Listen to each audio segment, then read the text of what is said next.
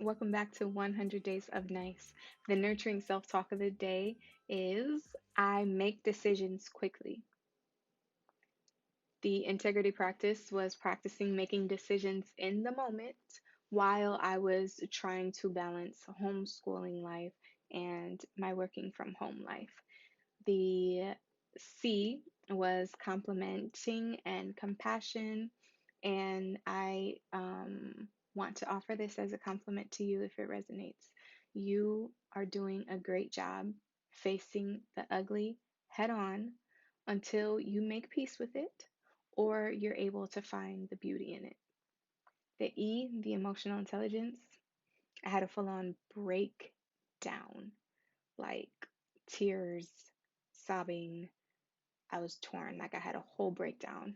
This was around the middle of May, and um, what I learned from it, it was the result of getting stuck in either or thinking that I had to choose either my family or my work.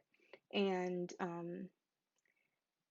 I just was at unease with that decision because I felt like that place I was felt like I was corralled into, it wasn't necessary. Like it didn't have to come to this. It didn't have to come to having to choose one or the other when within me I knew it was possible to honor both and to allow both of the roles that I have to continue to exist in harmony with each other. But the way that everything was happening with the shutdown of COVID and losing childcare and schooling and not being able to find someone to hire in home and all of that, I felt like I had no other option but to choose one.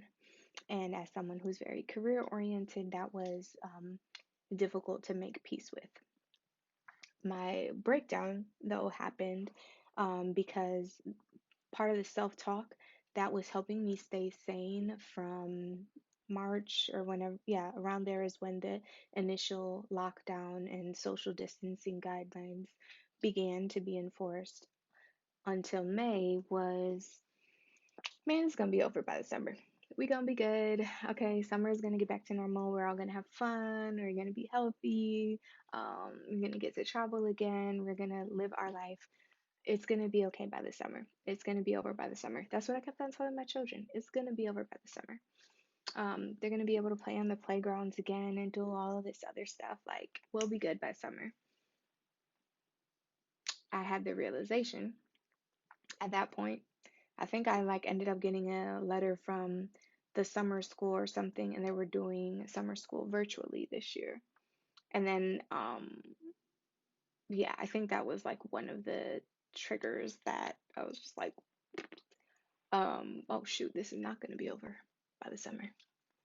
We're still doing the social distancing thing in the summer. We still have no idea when or if or what like the next month or two is going to look like. Um, so yeah, the self-talk that I was using to cope wasn't holding its weight anymore, and that just kind of shattered everything. So what I was able to do was spend the rest of the day not sulking, acknowledging what I was feeling, recognizing how I did get to that point, and then figuring out, okay, how can I weave my reality back together? So I was practicing some acceptance. It doesn't appear to be changing anytime soon. So how are we going to work with this? And how can you make decisions quickly based on this? Not putting things on pause or not trying to push things out a month because things will be better by then, or et cetera, et cetera. Like, this is what this is. It doesn't appear to be any shifts anytime soon. So what are we going to do about it now, given the access, resources, time available to us now? And making decisions based off of that. I was also revisiting an old technique of breaking things down into 2 to 5 minute increments, whatever I had to do, figure out how to break it down into steps that are small enough that I could do within 2 to 5 minutes, because that is the only that's what I'm working with.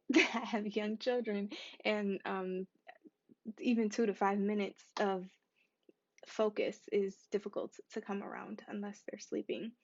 So, yeah, working on that was helping. And then I also, at this time, made the decision to decrease my workload. I decreased my social media presence. I wasn't as active here on YouTube or on Instagram or on the other platforms. And I also decreased my client load. So I graduated some of my clients. I wasn't taking on new clients. I wasn't marketing myself. And then the clients that I did take on, it was only through word of mouth, not anyone knew, because the reality was I only had X number of hours that I would be able to provide my one-on-one services. So just practicing acceptance with what is, and it doesn't look like it's going to be different anytime soon, helped me make more decisions quickly and not like keep on trying to postpone stuff or figure things out later. I ended up writing a little piece that I want to share with you all. I stared ugly reality in the face until I saw a solution. I bolstered the brokenness. I backed up until the beauty was blatant. I reflected until a better version of myself looked back at me.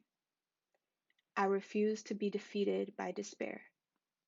I hunkered down in the heaviness until hope revealed her harmony. I honor this hurdle until it hints towards my haven.